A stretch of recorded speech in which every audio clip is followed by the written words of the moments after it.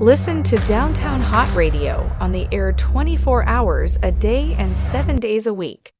Hey guys, peace and blessings. It's Walil Archer from the Real Rap Radio Show on Downtown Hot Radio. I have a special guest, Curtis Brown. How are you today? Good, and you? I'm doing wonderful. Good. Congratulations on your first book. Well, thank you. Let everybody know the title of your first book. It's called 25 Years of Hell. Sound interesting. How did you come up with that title? Well, the book is about my career in the Department of Corrections, New York State Department of Corrections, where I worked for 28 years. But I went through hell for 25 years. So there's where the title comes in, 25 Years of Hell. Department of Corrections, huh?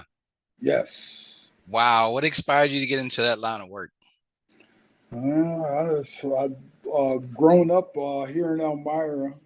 I went to college for a couple years after I graduated from high school. Then I did some factory work. And then after that, working in a factory, I decided to take the civil service examination, and that's how I got into corrections. It's nothing I ever had in the back of my mind of being a correction officer or a prison guard. Just happened. Now, did you retire after 25 years? Actually, after 28 years, Okay. I retired. Yep. Congratulations on that. Oh, man, thank you. It was rough getting there. I'm sure, but you made it. Oh, yeah. You got to celebrate every day for that one. Oh, man, I thank God. Yeah, every day. I'll tell you the true story. I'll tell many people this. It's kind of funny to me. Mm-hmm. I'm down here in Atlanta.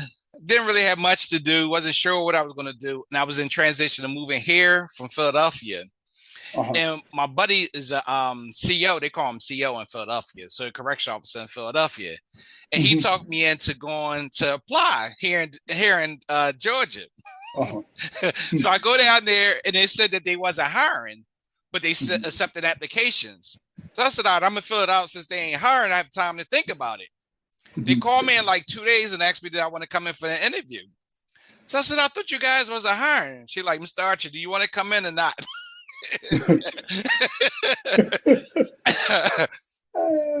And that's when reality hit me. I'm like, nah, because I think she said it's a 12-hour day. And if your relief don't come in, then you, I think, mandated additional 4 hours or something. Wow. Yeah. And the way she was explaining it almost seemed like I'm locked up too. Yeah. Wow. That's so I'm long showing day. you. Yeah. So I'm showing your book, you cover a lot of your experience in the field. Oh yeah. Yep. A lot of things I went through in the Department of Corrections, a lot of things I've seen that were wrong and things that went wrong in the Department of Corrections, New York State. Yep. Okay, I give us a covered little. all. I was going to say, give us a little more highlight of the book. That's if you can share some of the content of the book. Well, I share my experience going through the what you want to call it, the disciplinary system in the Department of Corrections, and they were using the disciplinary system not as a tool of disciplinary. They were using it as a tool of harassment for me. They would suspend me, lock me out without pay for months. Even I was locked out for even a year at one time for just made up allegations. And so I explained to people, how the system works, how the system of justice in the Department of Corrections work, which it doesn't work. It's broke. The system's broke. Explain the abuse to the inmates, how they can be abused at times. Tell it all. Okay. Tell it all. How many chapters did you write? That's the tricky part. I was writing a book, and I never wrote a book before, and man, it was too much stuff to try to put in the chapters. So I would call this book just one chapter in my life. It's just one chapter in my life. It's only one chapter in the book. It's all it is, one chapter. Okay. So how many pages do you think you have approximately? I think it's 265 pages. Okay. Okay. It's a lot of stuff to try to keep in order in 25 years in the Department of Corrections when all you see going on and what goes on in there. It's like a it's like a never-ending soap opera, you know. Now, how long did it take you to write the book? Approximately, let's see, I retired in 2017. Probably about a year and a half. Year and a half. Yeah. Okay. Now, what would you say during your time working there was one of your hardest moments where you had to really push through to get through?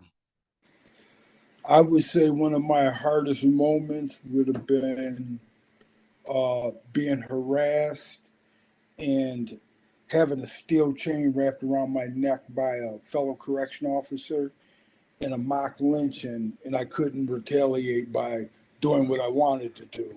You know, and I had to hold my composure. I Do think you that was one of the hardest things. do you think it changed your personality overall? Uh, Probably made me tougher, Okay. if anything, being in there and the inmates weren't a real threat to me. It was the staff, so having to deal with people like that for that many years, I I got a real tough skin. Yeah. So you was able to get along with the inmates better than the staff? Oh, geez, yes. Oh, yeah, yes. The staff see here in upstate New York. Um, I live in Elmira. At one time, we had two prisons. It was considered a prison town. But at one time, there was only three African Americans in the whole jail out of 460. And there was one on each shift. So, yeah. And if you had a problem with one of the officers, they all had a problem with you. So that's how Oh, they got down. So, wow. yeah. So talk to me your experience with working with the inmates. How did you adapt to the mindset? Because I know it's a different world when you Mhm. behind the wall. A lot of the inmates that come through the system, they're only there to do their time. You know, they might be in there. They do things that inmates do. You know what I'm saying? You're gonna have the guys in there dealing drugs. You're gonna have guys fighting and carrying on because it's jail. Jail is jail. You know, but um, it was just different. I had a different way of communicating with them.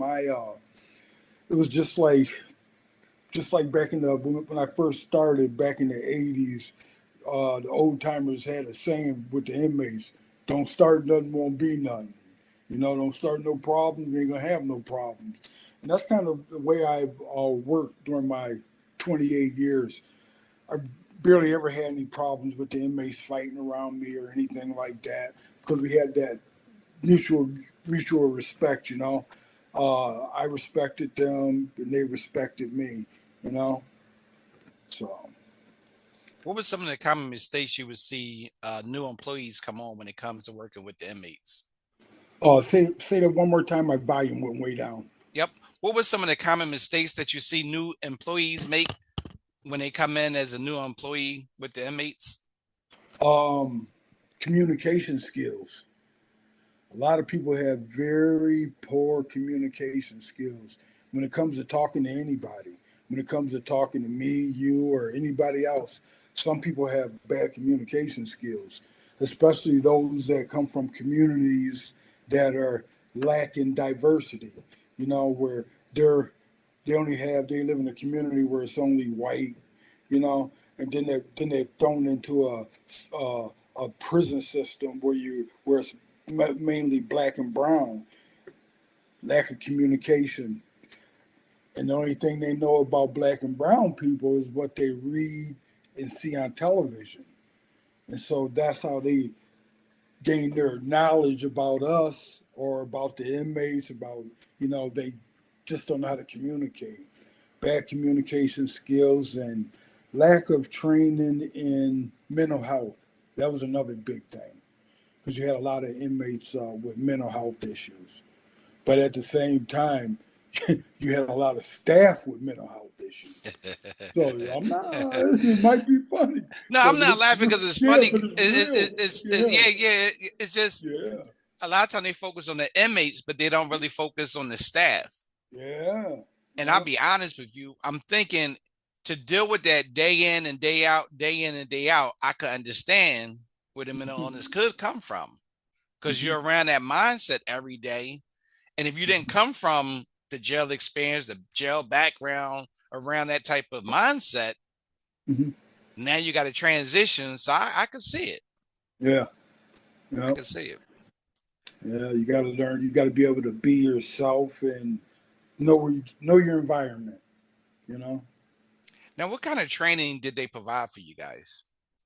Oh, geez, you get all kind of training, weapons training, report writing training, first aid training, um, communication training. But a lot of the training just falls by the wayside because you don't have people taking training serious. It's just like you get the job, they throw you in there, and all basically most people care about is that paycheck coming in. They could care less. As long as they're not brought up on any charges where they're not being fired, they don't care. So the training is lackluster.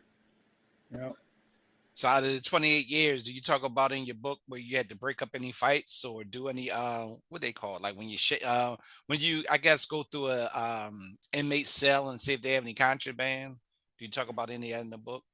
Oh yeah. I talk about a lot of that in the book. But like I said, as far as 28 years, I can count on one hand the number of fights I had to break up. Because when I was around the inmates, they wouldn't do things like I could be in a crowded mess hall, standing in the mess hall, in the middle of the mess hall, and I would get my group up and exit with them, and the door would slam, and the inmates would start fighting in the mess hall as soon as I left out. So, and they'd always say, "We do that because we don't want you involved in nothing." That's what the inmates would tell me. So, I had that rapport with them. I treated them like men, and they treated me like a man.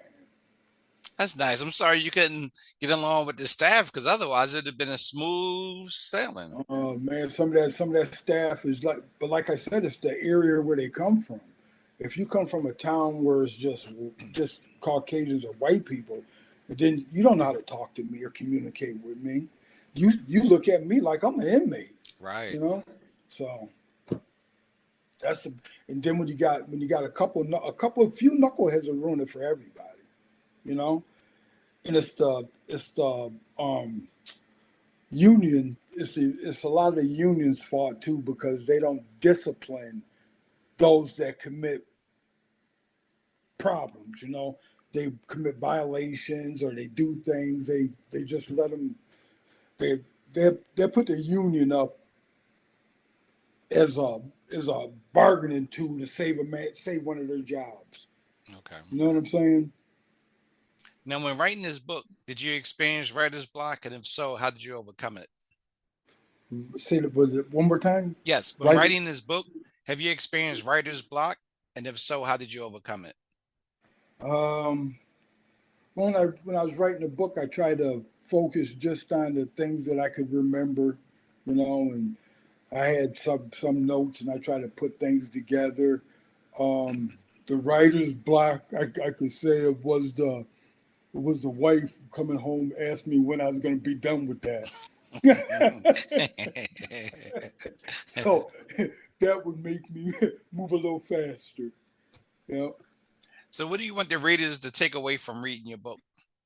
Well, I'm hoping the readers read the book and uh, read and find out about a system that's so broke and needs so much repair that people have to start questioning their councilmen, the senators, legislators, the governor. You really have to start questioning a system that's run amok, like this system is. Okay. Now, what advice would you give to an inspiring author? For an inspiring author, um, if you're going to write a book, take good notes, take your time, don't rush, and depends on if you're writing about your life, if it's about your life, or if it's about something else, just take your time and do the best job you can possibly do. Okay. And as we close out, where can they find your book at online for purchase? You can find it on Amazon and Barnes and Noble. Okay. Any final thoughts or closing remarks? Um, no, I'm just like I said, I'm just hoping the book brings some kind of significant change to a department that's broken needs a lot of fixing. Somebody to look into the things that are wrong and the things that need to be corrected. Gotcha. Curtis Brown, I'd like to thank you for doing the interview today. Well, thank you. My It was a pleasure. pleasure talking to you. Pleasure all mine. Yeah. So that's my time today on the Real Rap Radio Show. I'll see you guys next time on the Real Rap Radio Show with Walil Archer on Downtown Hott Radio. Peace and blessings. Listen to Downtown Hott Radio on the air 24 hours a day and 7 days a week. Tune in by downloading the Downtown Hott Radio's mobile app. Listen on our website, www.downtownhottradio.com.